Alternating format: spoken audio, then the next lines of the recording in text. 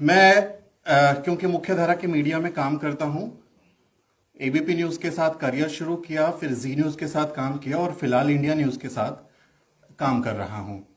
तो मैं अपना कुछ अनुभव ही साझा करूंगा आपसे कि मुख्यधारा के मीडिया में आप जब अपनी जाति बताते हैं, दो तरीके हैं काम करने के मुख्यधारा में या किसी भी दूसरे विषय में।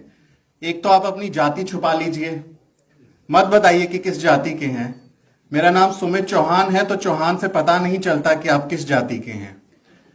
लेकिन जब आपका सामने वाला जो आपसे सीनियर है वो पूछता है कि मेरे वहां तो चौहान दलित लगा लेते हैं, वो कहते हैं कि हम राजपूतों के वंशज हैं, वो जानना चाहता है कि आप किस जाति के हैं। वो ये पता करने की कोशिश करता है कि आपकी जाति क्या है, कहीं इस जाति के पीछे आप दूसरा सरनेम चुराकर सवर्णों की जमात में खड़े होने की कोशिश तो नहीं कर रहे हैं। एबीपी न्यूज का मैं आपको थोड़ा सा एक अपना अनुभव बताऊंगा। करियर के लिहाज से मेरे लिए अभी भी जोखिम भरा है कि मैं वहां के पर्दे खोल रहा हूं, लेकिन जो सच है वो जरूर बताना चाहिए। शुरुआती दौर में जब मैंने एबीपी न्यूज से ये तालियां उनके कानों में पड़ेंगी और मेरे लिए फरमान जारी होगा लेकिन मुझे चिंता नहीं है। एबीपी न्यूज में मैंने जब अपना करियर शुरू किया, मेरे सीनियर, मुझे करीब 6 महीने हुए थे, एक सीनियर से ऐसे ही दलित विषयों पे बात हो रही थी। किसी दलित मुद्दे पे उस समय ऊना कांड हुआ था, ऊना कांड में दलितों को पिटाई की गई थी, तो उस विषय पे हमारी बात हो रही थी। तो मेरे जो सीनियर है उन्होंने कहा कि जिस तरह से बहुत ही कड़े शब्द हैं, बहुत ही दुखद शब्द हैं, लेकिन मुझे बताने पड़ेंगे क्योंकि हम जो महसूस करते हैं वो बताना चाहिए। मेरे सीनियर जर्नलिस्ट जो करीब 15 साल से मीडिया में काम कर रहे हैं, उनका कहना था कुत्तों को और दलितों को घी हजम नहीं होता, और जिस तरह से उनको आप लात मार के रखते हैं वैसे ही इनको आप कंट्रोल नहीं रखेंगे तो ये बिगड़ जाएंगे। ये एक उस आपकी जाति के उस नवयुवक पत्रकार के लिए, जब वो किसी मीडिया हाउस में काम करने के लिए अपने सीनियर से सीखने के लिए जा रहा है, तब उसको इस तरह की बातें बोली गई। तो आप सोचिए आपका कॉन्फिडेंस कितना टूट जाएगा, आप कितना लो फील करेंगे, कितना इमोशनली फील करेंगे। लेकिन क्यों, हम बाबा साहब की औलाद हैं और नारा लगातार लगाते रहते हैं कि हम अम्बेडकरवादी हैं और संघर्षों के आदी हैं। तो हमें किसी भी विषय में, जब किसी भी फील्ड में हम नौकरी करते हैं या कोई भी काम हम करते हैं, तो हमें उस फील्ड का मास्टर बन जाना चाहिए। आप उस फील्ड में इतना ताकतवर के साथ, इतनी कामयाबी के साथ अपने काम को कीजिए कि सामने वाले का मुंह आप बंद कर सकें, क्योंकि हमारे पास सिर्फ और सिर्फ अपना काम है। हम जो भी काम करते हैं सिर्फ और सिर्फ वही एक हथियार है हमारा। अगर आपने एक स्पेलिंग मिस्टेक कर दिया, आप टीवी देखते होंगे तो टीवी में नीचे टिकर चलता है, ब्रेकिंग न्यूज चलती है, कोई पैकेज चलता है तो लोअर और टॉप चलता है, उसमें एक स्पेलिंग मिस्टेक कर दीजिए तो क्या जवाब मिलेगा? ये तो आरक्षण वाले हैं, ये तो ऐसे ही पढ़ लिख के आए हैं, हम तो पहले ही कह रहे थे इनको कुछ आता जाता नहीं है। तो हमारे ऊपर जब हम किसी भी विषय में, मैं सिर्फ पत्रकारिता की बात नहीं कर रहा, किसी और फील्ड में भी जब हम लोग काम करते हैं तो हमारे ऊपर एक दबाव रहता है, साइकोलॉजिकल प्रेशर रहता है कि आपको ज्यादा से ज्यादा सटीक होने की जरूरत है, क्योंकि आपके साथ आपकी पूरी जमात है, आप उस समुदाय को रिप्रेजेंट करते हैं जिसके बारे में कहा जाता है कि वो किसी लायक नहीं है, वो सिर्फ आरक्षण की मलाई खा के आगे बढ़ रहा है। तो आपकी जरा सी गलती आपको उस पूरी समुदाय को कलंकित करने के लिए इस्तेमाल की जाती है। लेकिन नहीं, क्योंकि हम लोग तो अपने काम के साथ आगे बढ़े हैं। एबीपी न्यूज में बहुत सारे ऐसे एग्जाम्पल्स रहे, बहुत सारे अनुभव रहे जो जाति विशेष के साथ रहे हमारे। जब मैंने एंटर किया मीडिया में तो बहुत सारी क्रांति दिमाग में थी कि नहीं, जाके हम अपने समुदाय की बातें करेंगे, अपने हक की आवाज उठाएंगे। और जो एक रहता है किसी भी युवा व्यक्ति में, हालांकि मैं अभी भी युवा हूं, बाल नहीं है तो वो जो चश्मा था युवा पत्रकार का, वो मीडिया हाउस में जाने के बाद टूट गया, बहुत ही बुरे तरीके से टूट गया। समझ में आया कि रोजी रोटी के लिए ये काम करना है, लेकिन अपने जो अंदर की जो बात है, जो आपका जमीर है, उसको मारने नहीं देना है। तो जहां संभव होता है, जहां भी हम अपने हक की बात रख सकते हैं, हम जरूर रखते हैं। मैं एबीपी न्यूज में अकेला दलित पत्रकार था, मैं इंडिया न्यूज में अकेला दलित पत्रकार हूं और मैं जी न्यूज में अकेला दलित पत्रकार था। उन सबके बीच में जब आप काम करते हैं, आप डिसीजन मेकिंग लीजिए, आप स्टोरी आइडियाज डिस्कस कीजिए, आप किसी भी विषय पे जब तय होता है कि हमको क्या स्टोरी करनी है, आप जब रिप्रेजेंटेशन की बात आती है तो आप वहां पे नुमाइंदगी करते हैं अपने समुदाय की, और कोशिश रहती है कि कहीं से भी अगर हम कुछ भी मदद कर सकते हैं किसी विषय पे तो हम उसको करने की कोशिश करते हैं।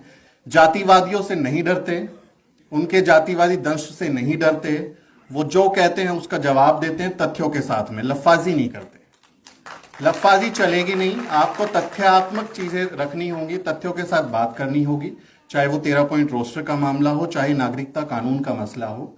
आप जब तथ्यों के साथ काउंटर करेंगे तभी आप उन चीजों को डिस्कस कर सकते हैं। ऐसा नहीं है कि बहुत नेगेटिव मैं माहौल बना रहा हूं कि मीडिया में बिल्कुल ही खत्म हो गया, हमारे लिए कोई जगह नहीं है। जगह आपको बनानी पड़ेगी। मुख्य धारा के मीडिया से अभी मैं जॉब कर रहा हूं, लेकिन मेरी उम्मीदें बहुत ज्यादा बची नहीं है मुख्य धारा के मीडिया से। लेकिन वैकल्पिक मीडिया आजकल बहुत अच्छा काम कर रहा है।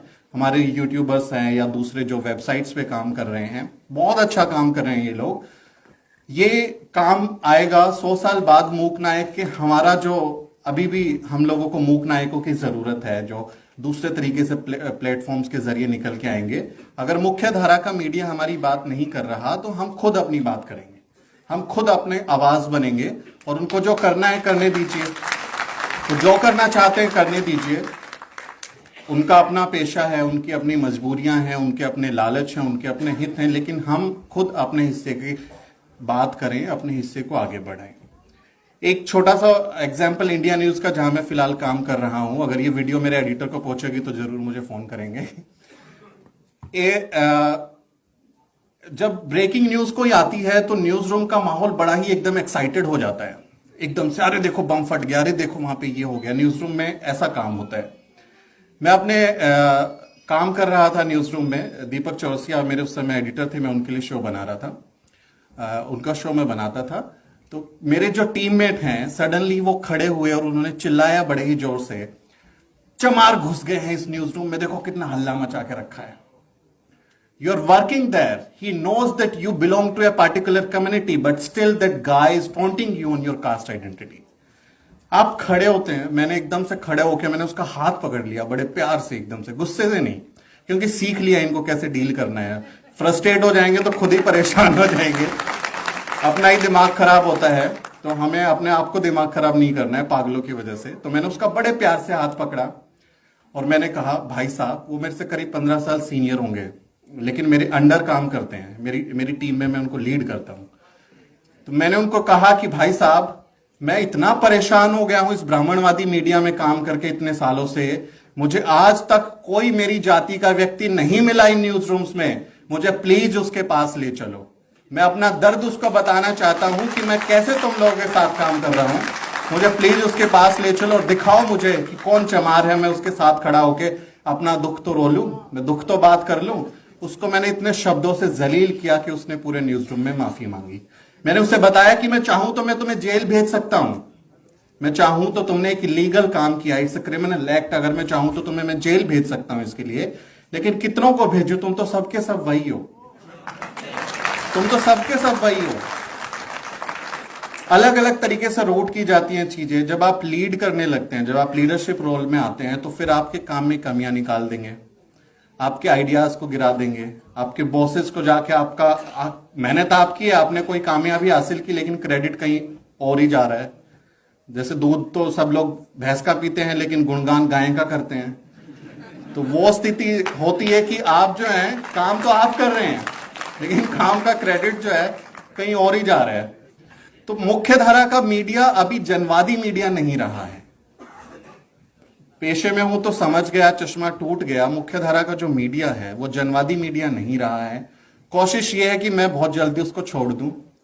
फिलहाल परिवार चल रहा है तो काम कर रहे हैं, लेकिन कोशिश है कि बहुत जल्दी उसको मैं छोड़ दूं। कल ऑफिस जाना है, बट अभी मैं मेडिकल लीव पे हूं तो एक हफ्ता और नहीं जाऊंगा। तो ये सारी चुनौतियां हैं, लेकिन ऐसा नेगेटिव बिल्कुल मत महसूस कीजिएगा कि हम बिल्कुल ही एकदम दीनहीन हैं, हम कुछ कर नहीं सकते, हमें पत्रकारिता में नहीं जाना चाहिए। नहीं, हमें जाना चाहिए और हमें अपनी जगह खुद बनानी चाहिए और तथ्यों के साथ जाना चाहिए, विश्वास के साथ जाना चाहिए, और जो भी आप काम करते हैं उसमें कमी की गुंजाइश मत छोड़िए। चाहे आप किसी भी विषय में काम कर रहे हैं, कमी नहीं होगी तो सामने वाले का मुंह आप बंद कर पाएंगे। और उनसे उम्मीद मत पालिए कि वो आपके मुद्दों को दिखाएंगे, वो उनके मुद्दों को दिखाएंगे जिनको जहां से पेमेंट हो रही है, सीधा बोले तो जहां से पेमेंट हो रही है, जहां से चीजें चल रही हैं उनकी, तो वो उनके मुद्दों पे ही काम करेंगे, उनके मुद्दों को ही दिखाएंगे। लेकिन मुख्य धारा का मीडिया भयंकर रूप से जातिवादी है, भयंकर भयानक रूप से जातिवादी है कि वो आपको इतना परेशान कर देंगे, वो आपको इस तरह से घुट देंगे, आपको घोट देंगे। अभी हमारी साथी मीना कोतवाल आने वाली हैं, वो बीबीसी के साथ काम करती थी, बीबीसी हिंदी के साथ। उसको जातिगत रूप से इतना परेशान किया गया कि उसने 2 बार आत्महत्या करने की कोशिश की। तो वो प्रेशर लगातार आपको अलग अलग तरीके से रूट किया जाता है, आपको परेशान किया जाता है। लेकिन मेरा तो नारा यही है, अभी एक्सीडेंट हुआ था, 4 महीने से बेड रेस्ट पे हूं। पहला कार्यक्रम है जो अशोक जी के सौजन्य से आप आया हूं, क्योंकि इतना बड़ा इवेंट था तो मैं मिस नहीं करना चाहता था कि इतिहास में मैं मेरा फोटो ना हो, जब मैं अपने बच्चों को दिखाऊं कि देखो मूक नायक का जो 100 साल पूरे होने का जश्न था, मैं उसमें शामिल था, तो इसलिए मैं आया। तो हमारा जो सबसे प्यारा नारा है, हम अंबेडकरवादी हैं और संघर्षों के आदी हैं। तो ये नारा हमेशा आपको एनर्जी देगा, ये नारा हमेशा आपको प्रेरित करेगा। जब आप अपनी तकलीफ को देखेंगे कि मेरे साथ जातिवाद हो रहा है, अरे देखो उसने तो मैंने ये काम किया था, उसने तो रिजेक्ट कर दिया। आप याद कीजिए कि बाबा साहब जब बड़ौदा में गए थे काम करने के लिए, उनको घर नहीं मिला था। आप याद कीजिए कि वो कैसे लंदन स्कूल ऑफ इकोनॉमिक्स में पढ़ते हुए पार्ट टाइम जॉब करते थे और फिर उन्होंने कैसे अपने आप को सक्सेस किया। आप याद कीजिए कि कैसे उनके बच्चे बीमार थे और वो इलाज कराने की बजाय हमारे लिए मेहनत कर रहे थे। तो हमें उनसे प्रेरणा लेनी चाहिए। हमें सावित्रीबाई फुले, फातिमा शेख, हमारे पेरियार साहब, काशीराम साहब, इनके जीवन को जब अगर आपने पढ़ लिया, उनको अगर समझ लिया, तो आप कभी लो फील नहीं करेंगे।